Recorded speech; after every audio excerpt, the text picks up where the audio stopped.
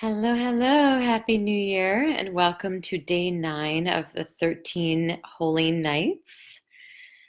I'm feeling a little tired this evening, which is perfect. Perfect for surrendering. When we're tired, there's just this natural relief and natural surrender that we drop into. And tonight we're reflecting on the zodiac sign of Virgo. So Virgos are known for being precise, organized, tidy, immaculate, on the straight and narrow, pure, so to speak, virtuous, although that can get twisted, but and caring. They're like known for being careful. So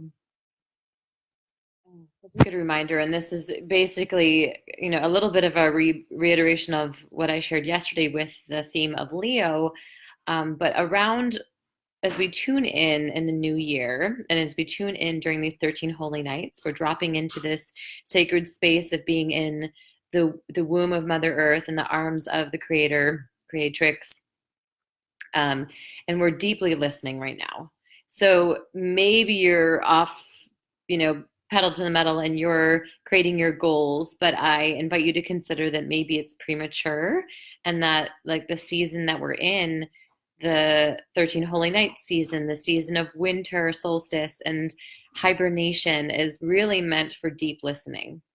Deep listening and some contemplation, but mostly just listening.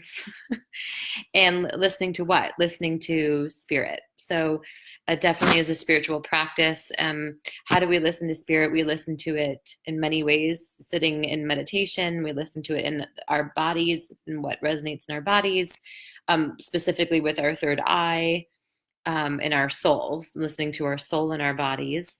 There's different ways to listen to our body's intuition, and we'll get into that later in February. But for now, we're listening to the soul's voice in our body, and our intuition, our third eye, our inner vision, and we're listening to Great Spirit, and we're listening to God, to Source, and we're listening for the emergence of truth in our lives. So this goes way deeper, and it's quite radically different than creating resolutions or even creating your word for the year. I personally don't practice creating my word for the year until February, which is when I start to get my desires online. And that's when I start to listen to other areas of my body where my intuition and desire and pleasure signals information and intelligence. But for now, I am just giving my attention to source and to my soul and to those voices of wisdom. It's a very spiritual listening. And it's very specific. And Virgos are very, well, have the qualities to be very good at this because they are virtuous and they are precise and they are immaculate and they are obedient, more or less. So they have that kind of diligence to be obedient. So Virgos will have maybe the qualities to make it easier to be a pure listener to soul and to spirit, or soul within, and to Great Spirit. So the poem I'm going to share today is a little bit longer, but if you're willing, channel your inner Virgo for precision and obedience today and faithfulness as you listen to these words, because David Whyte is a fantastic poet, and these words capture this evening's theme very well of being obedient and surrendering our attachments to how we think things should go in the new year, how we think, what we want to see happen in the new year, results, achievements, all well and good. We'll get to that, I promise. But for now, for January, can you be purely obedient and just listen to the voice of your soul and just listen to the voice of Source? And we'll get to listening to all our yummy desires soon enough, I promise. So for now, just being obedient and listening with purity. Hi, Joy. Hey, Maurice. Thank you for dropping in and listening. Feel free to stick around for this poem here by David Whyte. Okay, so it's called Vulnerability, and I love, it didn't occur to me as like obedience and purity, virtuosity, virtuousness being vulnerable, but I like that flavor that David Whyte is supplying here. So feel free to drop into a quiet space with eyes closed. Take a couple cleansing breaths. Just allowing your body to soften, allow your face to soften as your breath deepens. Allow yourself to start to tune in to the wisdom within, the receptivity, the obedience, which, even myself, I have a little bit of like a funny trigger around the word obedience. And instead, can it be like passionate, or can it be reverential, or can it be soft and receiving? However you want to translate obedience, it can be vulnerable. So here we are with the poem Vulnerability. Vulnerability is not a weakness, a passing indisposition, or something we can arrange to do without. Vulnerability is not a choice.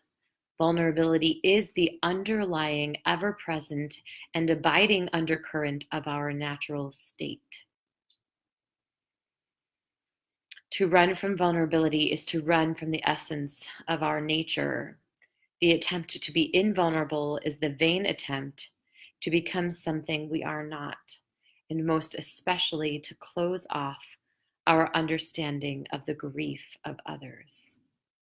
More seriously, in refusing our vulnerability, we refuse the help needed at every turn of our existence, and we immobilize the essential, tidal, and conversational foundations of our identity. This is intense, you guys.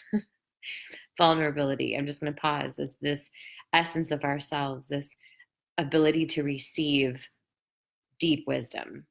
So if we skip over this January deep listening, we're missing out on a big part of our essence of connecting to our soul's wisdom and the wisdom of spirit. So I know that sounds heavy, and take it as you will. Continuing on here.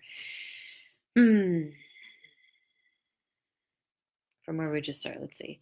More seriously, in refusing our vulnerability, we refuse the help needed at every turn of our existence and immobilize the essential, tidal, and conversational foundations of our identity. To have a temporary, isolated sense of power, which is what we try to do with our resolutions that we develop solely from our egos, which is problematic. To have a temporary, isolated sense of power over all events and circumstances is a lovely, illusionary privilege, and perhaps the prime and most beautifully constructed conceit of being human, and especially of being youthfully human.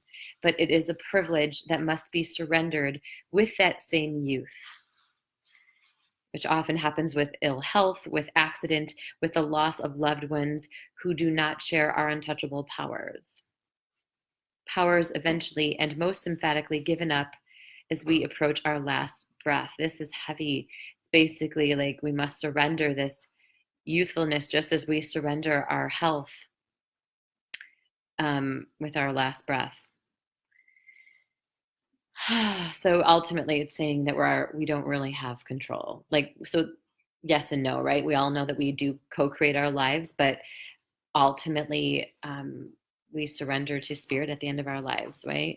So we surrender this physical body. So if we can remember this truth of the essence of ourselves as spirit in addition to our physical body, we'll be a lot more better off as far as surrendering to just what's true. What resistance just causes suffering. The only choice we have as we mature is how we inhabit our vulnerability, how we become larger and more courageous and more compassionate through our intimacy with disappearance.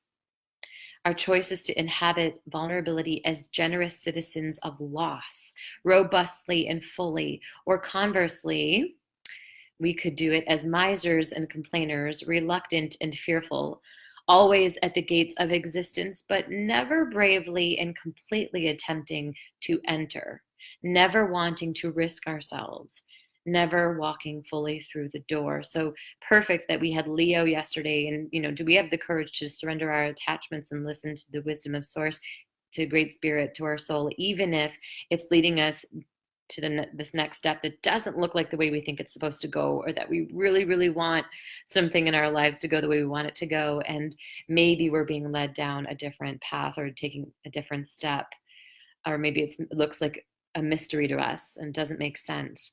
But do we have the courage from Leo, and do we have the obedience and the faithfulness, the precision of Virgo to inhabit vulnerability as generous citizens of loss?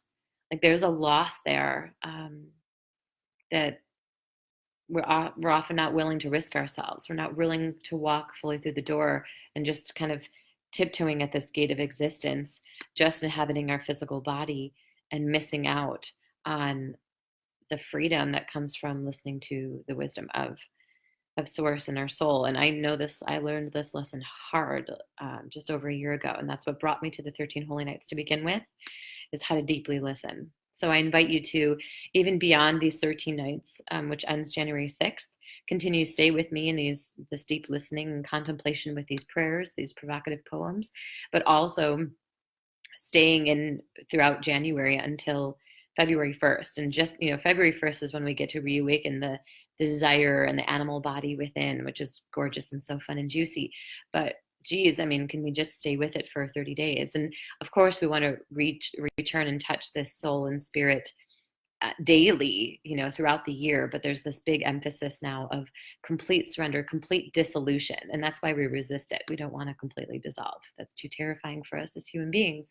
So can we take the courage of the Leo? Can we take the virtuousness and the obedience of Virgo and plunge in and find our freedom on the other side? Yep, that's the invitation. So I'm in there with you. And I'll see you tomorrow. Happy New Year, everyone. Here's to listening.